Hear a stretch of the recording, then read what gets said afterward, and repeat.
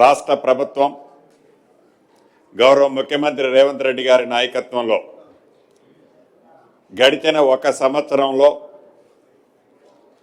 ఏవైతే ఎన్నికలకు ముందు ఇందిరమ్మ రాజ్యం వచ్చిన తర్వాత అభివృద్ధి సంక్షేమాన్ని రెండు కళ్ళలా చేస్తామని చెప్పిన దాంట్లో భాగంగా ఆర్థికంగా రాష్ట్రం అనేక ఇబ్బందుల్లో ఉన్న ఆ ఒడదొడుగులన్నిటినీ అక్రమార్గంలో ఉన్న వాటిని సక్రమార్గంలో పెడుతూ ప్రజలకు ఇచ్చిన వాగ్దానాలతో పాటు అభివృద్ధిని కూడా ఈ రాష్ట్రంలో వడివడిగా జోడెడ్లలా ఈ ఇందిరమ్మ ప్రభుత్వం ఈనాడు గడిచిన సంవత్సరంలో పూర్తి చేసుకున్నాం. రెండవ సంవత్సరంలోకి అడుగు పెట్టాం. పేదోడి కల నెరవేర్చాలని, పేదోడి మనసుల్లో ఉన్న కోరికలు తీర్చాలని ఈ ఇందిరమ్మ ప్రభుత్వం రెండవ సంవత్సరంలో అడుగు పెట్టింది లగాయత్తు. మొదటి సంవత్సరంలో చెయ్యంగా మిగిలిన వాటి మీద ప్రత్యేకమైన శ్రద్ధ పెట్టి ఈ జనవరి 26వ తారీఖు నాడు ప్రతిష్టాత్మకంగా 75వ గణతంత్ర దినోత్సవ సందర్భంగా అద్భుతంగా తెలంగాణ రాష్ట్రంలో ఉండే పేదవాడి ప్రతి ఇంటికి ఈ ఇందిరమ్మ ప్రభుత్వం యొక్క ఫలాలు అందించాలన్నది ఈ రాష్ట్ర ప్రభుత్వం యొక్క ఆలోచన. ఆ దిశలో ఈ విడతలో 4 కార్యక్రమాలకి శ్రీకారం జనవరి 26వ తారీఖున పెట్టబోతున్నాం. మొదటిది రైతు భరోసా. రైతును రాజును చేసే దాంట్లో భాగంగా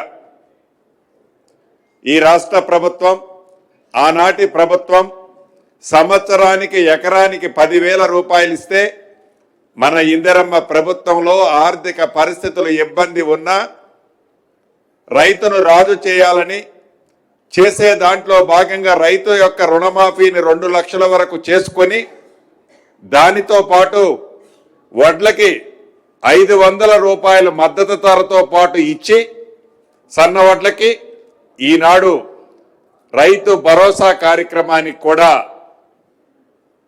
యోగ్యమైన వ్యవసాయానికి యోగ్యమైన ప్రతి ఎకరాకి ఇవ్వాలన్నదే ఈ ఇందిరమ్మ ప్రభుత్వం యొక్క లక్ష్యం, ఆలోచన. ఈ ఇచ్చే ప్రతి రూపాయి పేదోడి రూపాయి.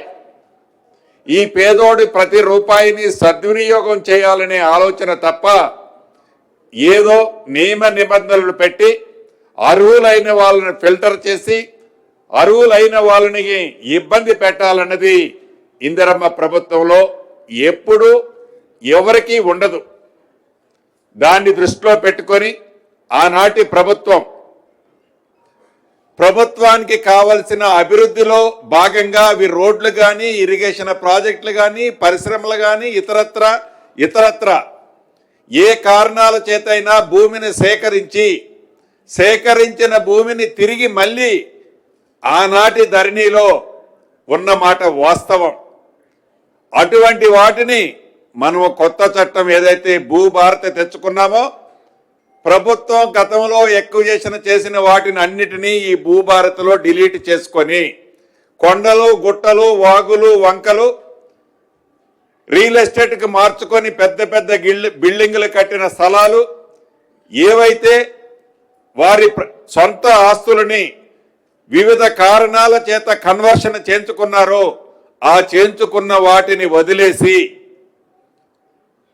అర్హులైన వ్యవసాయానికి యోగ్యమైన ప్రతి ఎకరాకి 2 విడతల్లో 2 పంటలకి 12,000 ఇచ్చే రూపాయల స్కీమ్కి శ్రీకారం చుట్టాం. దీన్ని 16వ తారీఖు నుంచి 20వ తారీఖు వరకు 5 రోజులు ప్రతి విలేజ్కి అధికారులు వస్తారు. ఈ 4 స్కీములు గ్రామ సభలోనే చర్చ పెడతారు. గ్రామ సభలో చర్చ పెట్టడానికి ప్రధానమైన ఉద్దేశం ఎక్కడా చిన్న పొరపాటు కూడా జరగొద్దు. ఈ ప్రభుత్వం పారదర్శకంగా ఈ 4 స్కీములే కాదు, యావత్ తెలంగాణ ప్రజలు చూశారు. ఏ కొత్త కార్యక్రమం తెచ్చినా, ఉదాహరణకి భూభారతి చట్టాన్ని తెచ్చాం. 4 గోడల మధ్య కూర్చొని భూభారత చట్టాన్ని చేయలే. ప్రజల ముందు పెట్టాం, ప్రజా డొమైన్లో పెట్టాం. ప్రజల ముందు సుమారు 2 నెలలు చర్చించిన తర్వాత ఒక అద్భుతమైన భూభారత చట్టాన్ని ఎలా తెచ్చామో ఈ 4 స్కీములను కూడా ప్రతి గ్రామంలో నడిబొడ్డున గ్రామ సభ పెట్టి ఆ గ్రామ సభలో అర్హులైన వాళ్ళ లిస్టు అనౌన్స్ చేసి అధికారులే మీ గ్రామానికి వస్తారు. వచ్చిన అధికారులు ఈ 4 స్కీములకు సంబంధించి పూర్తి రోజు అక్కడే ఈ అధికారులు ఉంటారు. అర్హులైన వాళ్ళు ఎవ్వరూ మిస్ కానివ్వరు. అదే విధంగా గ్రామ సభలో చర్చ పెడితే అర్హులు కాని వారు ఎవరైనా ఉంటే మీరు చెప్తే తప్పకుండా అధికారులు అటువంటి దాన్ని డిలీట్ చేస్తారు. అది గ్రామ సభ యొక్క ముఖ్య ఉద్దేశమే తప్ప అర్హులైన వాళ్ళకి మీ కష్టార్జితం పేదోడు సొమ్ము పంచే ఈ ప్రభుత్వం అర్హులైన వాళ్ళకి ఇవ్వాలన్న ఆలోచనతోనే గ్రామ సభలోనే చర్చ పెట్టాలన్న ఉద్దేశం. గ్రామ సభలో ఫైనల్ చేయటంతోనే 26వ తారీఖు ఈ జనవరి 26 నుంచి డిస్ట్రిబ్యూషన్ కార్యక్రమం మొదలవుతుంది. దాంట్లో రైతు భరోసాకు సంబంధించిన దాంట్లో కూడా ఎన్ని ఎకరాలు అన్నది ముఖ్యం కాదు.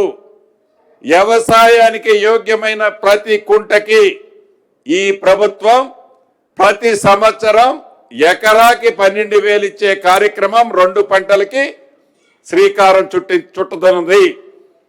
దీంట్లో అధికారులు కూడా ఏదో మొక్కుబడిగా కాకుండా ఇంతకుముందు చాలా సుదీర్ఘంగా 2.5-3 గంటలు చర్చించుకున్నాం. సుదీర్ఘంగా చర్చించుకున్నది ఏదైతే అంశం ఉందో రైతు భరోసా అర్హులను మనము ఫైనల్ చేసేటప్పుడు పక్షపాతం ఏమీ లేదు. నీది ఏ పార్టీ అని ఈ ప్రభుత్వం చూడదు. రైతును రాజు చేయాలన్న తపన తప్ప రైతుకి ఒక భరోసా కల్పించాలనే ఒక ఆలోచన తప్ప రెండవ ఆలోచన లేదు. కాబట్టి అధికారులు కూడా నిష్పక్షపాతంగా పారదర్శకంగా అర్హులైన యోగ్యతున్న భూమి ప్రతి కుంటకి ఇవ్వాలని ఏదైతే గౌరవ ముఖ్యమంత్రి రేవంత్ రెడ్డి గారు మొన్న కలెక్టర్ల మీటింగ్ లో చెప్పారో దాన్ని యాజ్ ఇట్ ఈజ్ గా అధికారులు చేయాలన్నది మొదటి అంశం.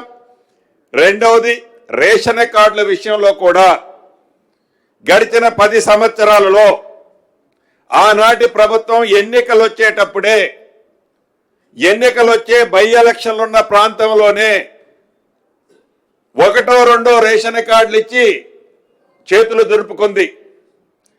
ఇది నిరంతరము జరిగే ప్రక్రియ.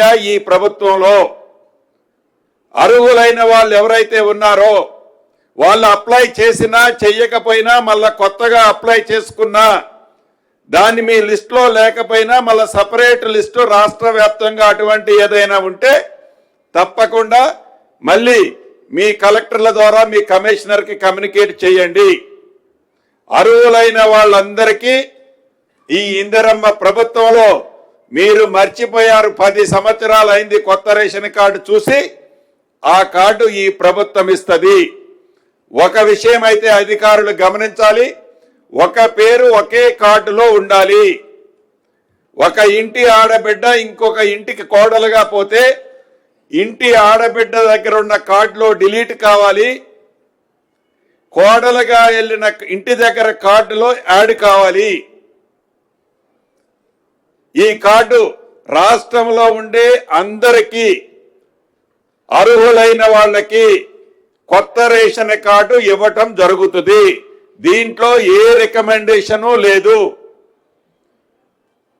దయచేసి ఎవరో ఏదో చెప్పారనో వీళ్ళు మన పార్టీ కాదనో వీళ్ళు రేపు భవిష్యత్తులో మనకి ఓటు వేయరనో అటువంటి ఆలోచన ఈ ప్రభుత్వానికి లేదు. అర్హులైన వాళ్ళందరికీ ఒకే కార్డులో ఒకే పేరు ఉండే విధంగా, ఒక మనిషి పేరు 2-3 కార్డులలో ఉండకుండా ఉండే విధంగా అధికారులు చర్యలు తీసుకోవాలి. అదేవిధంగా మూడవ అంశం ఇందిరమ్మ భరోసా. ఇందిరమ్మ భరోసా ఏదైతే ఉందో ఈ ఇందిరమ్మ భరోసాకు సంబంధించింది భూమి లేని నిరుపేద కుటుంబానికి ప్రతి సంవత్సరం 2 విడతల్లో 12,000 రూపాయలు ఇచ్చే కార్యక్రమానికి, దేశంలో ఏ రాష్ట్ర ప్రభుత్వం చేయని ఒక అద్భుతమైన కార్యక్రమానికి ఈనాటి ఇందిరమ్మ ప్రభుత్వం, రేవంత్ రెడ్డి గారి నాయకత్వంలోని మన ప్రభుత్వం శ్రీకారం చుట్టింది. అర్హులైన కుటుంబాలను ఎక్కడా ఎలిమినేట్ చేయాల్సిన అవసరం లేదు. ఆ కుటుంబాలన్నీ అధికారులు క్షుణ్ణంగా చూసి అర్హులైన వాళ్ళందరికీ అది ఎంతైనా పర్వాలేదు, వాళ్ళని ఎవరిని కూడా మిస్ కాకుండా చూడాలన్నది 3వది. 4వది ఇందిరమ్మ ఇళ్ళు. ఏదైతే అర్హులైన వాళ్ళు చాలా మంది ఉంటున్నారు, లిస్టు ఆల్రెడీ మీ దగ్గరకు వస్తుంది. గ్రామ సభలు పెట్టుకుంటారు. గ్రామ సభలు పెట్టుకున్నప్పుడు ఇదేదో ఇప్పుడు ఒక్కసారి మనం 4.5 లక్షలు ఇస్తున్నాం ఇళ్ళు, ఇక ఇది అయిపోతే మన ప్రభుత్వం ఇవ్వదనే ఆలోచన లేదు. ఇందిరమ్మ ఇళ్ళు కానీ, రైతు భరోసా కానీ, అదే రకంగా ఇందిరమ్మ ఆత్మ భరోసా కానీ, 4వది తెల్ల రేషన్ కార్డులు కానీ, ఇది నిరంతరము ఇచ్చే ప్రక్రియే. మొదటి లిస్టులో ఎవరైనా మిస్ అయినా, ఏ కారణాల చేత